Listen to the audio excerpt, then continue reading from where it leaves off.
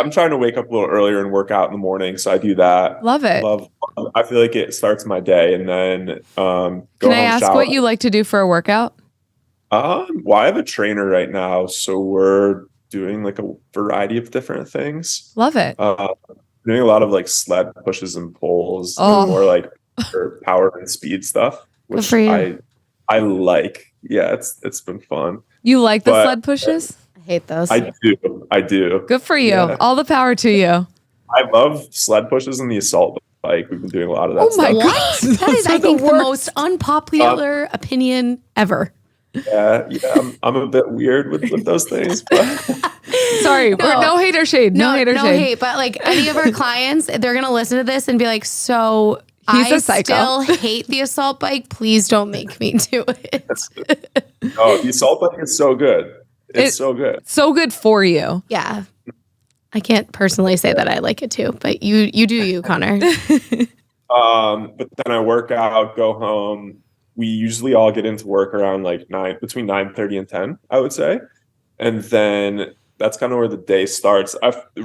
Like what I was saying before is if you asked us like a year and a half ago what our day-to-day looks like at work, it's like all over the place. Just because we didn't have any employees at the time. It was just the two of us. Yeah. Almost trying to figure it out and navigate it. Absolutely. Now that we have 3 people that work here outside of us, and then there's like other people on the side and like production facilities, packaging, branding, like all of those people. So it's a lot more stuff to manage, and we're all kind of like bucketed into different things. I would say Mike and I wear a lot of different hats though throughout the day. We're kind of randomly working on different stuff. Yesterday, Mike kind of like put out a fire with our packaging facility because they printed the wrong color on like Yikes. 20,000 plus pouches. So that was an issue because we're like out of stock of a lot of flavors right now. So like we needed that. Yeah. But, that was like something that he worked on yesterday. But yeah, usually we do a wide variety of different things. And then I think for us now too, we're just trying to put more structure in place to where like everyone knows exactly what they're working on throughout the day and like who's like talking to who on certain stuff and all of that, just so we can be like more flexible and I guess more efficient with our work. Because Absolutely. I think a lot of times we don't necessarily, or like before, just didn't necessarily like know what needed to be done throughout the day and who was responsible for that. Yeah. And then things would just get left unfinished, you know? So I think we're just trying to put people in charge of specific things to almost have more like accountability there. And then those people kind of direct those tasks. But we probably stay here until like 5:30 now, I would say. Yeah. And then I go home and just crank down a bunch of food and watch some Netflix. Love it. Okay. And Mike, we're going to ask you the same question, but like, do you watch New Girl? Is that something that we like? I already ran through all the New Girl, you know. Okay, good. It's going off Netflix. Yeah. So is it? Where is it going? Hulu, thankfully. Is it? Don't worry. Okay. It's going on Hulu. And then who's your favorite character on New Girl? Schmidt. Okay, great. Yes, okay, the best. Perfect. Awesome. All right. Great. Good answer. All right, Mike, what does your day-to-day look like? I know work. Probably the same. Similar at work. Yeah, I was gonna say, let's say my like tasks sometimes vary depending on what's going on that week. But there is like an overall category. I'd probably say similar, obviously, time we get in and get out. I usually I can't do my workouts in the morning as much as I would love to. Because I have a hard time falling asleep at a reasonable time. Oh, so you're a night owl. I don't want to be, but there's times where ideas come, like yesterday, and I will text myself. Like I've like the person I probably text the most in my phone book is myself. That sounds, but like to me, it's almost like writing an iPhone note. Absolutely. I know if I text, it'll be at the top, so I just text myself random ideas. Smart. Times where I even have like a script for an ad or some, and then I'm literally texting myself the entire like script start to finish. Oh, for sure. Like I am. I try not to do that much, and if I need to decompress, probably put on an episode of The Office just to get distracted. The Office. So, who's your favorite character in The Office? I do love Dwight. I knew. Creed is like Michael, obviously everyone loves, and then Creed is like a really good. Creed is great. He is so low key, and he has the funniest one-liners. His one-liners are probably like scary sometimes. No, I am an Office stan. I watch it every night. Yep. I mean, yeah, I've probably watched it through a couple of times, but our team, I guess, at a hierarchy, I'd say we have a guy named Ott. He does all the video recording, the editing. Kiara more or less handles all the customer service, some of the logistics. Chloe helps with a lot of the performance creative, some of the branding work. And then typically right now, I'm like the other day, I was having to deal with production and packaging, but it's usually more of production, Amazon, and then like our media buying for Meta and like our website stuff. Yeah, absolutely. I mean, wow. I was going to ask, are you both more opposite or more like in sync with each other? Like, is one more type A, one more type B? Because like, for example, Maddie and I are pretty opposite owning a business together, and it works because we're sisters, and like anything that we need to get on, like we hash our shit out right away because we can just kind of say like, hey, you fucked up, and move along.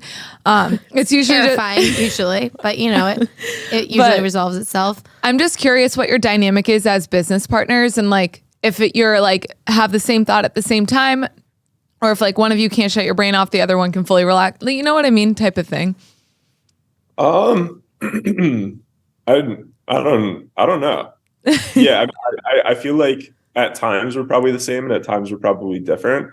I think at least in terms of like whenever we have disagreed on something, I think both of us are very willing to like try different things and give different things a go. So anything that we have disagreed on, whether it was like, hey, to try, you know, this new ad or this new video or something or whatever it is, I think we're both just willing to like do it, even if one person might not be like 100% on board. Love it.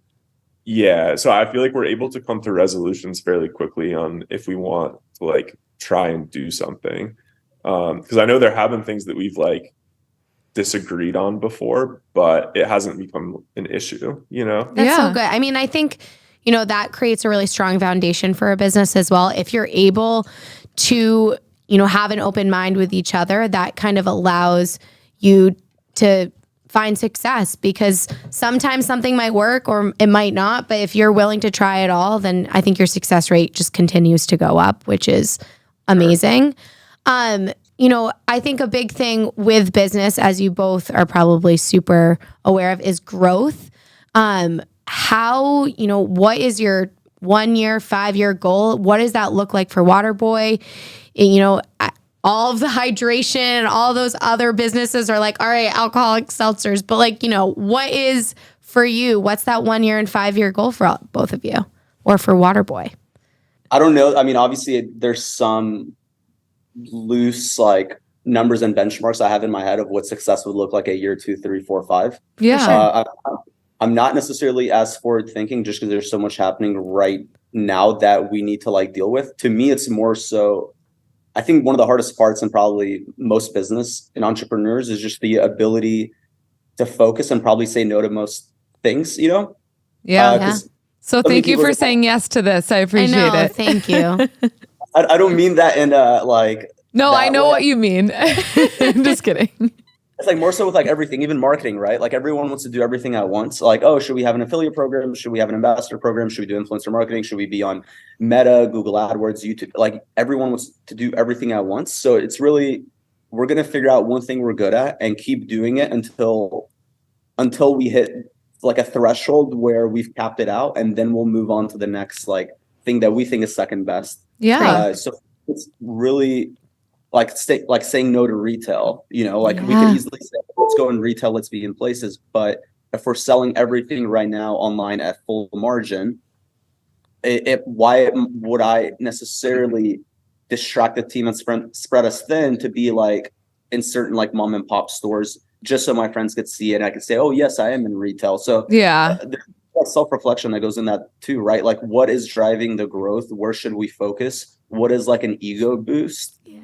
I was going to say, not getting your ego too much into it and just focusing on the now. And then like even taking other people's opinions and deciding what to do with them, right? Because everyone's going to have an opinion on how we should market the product.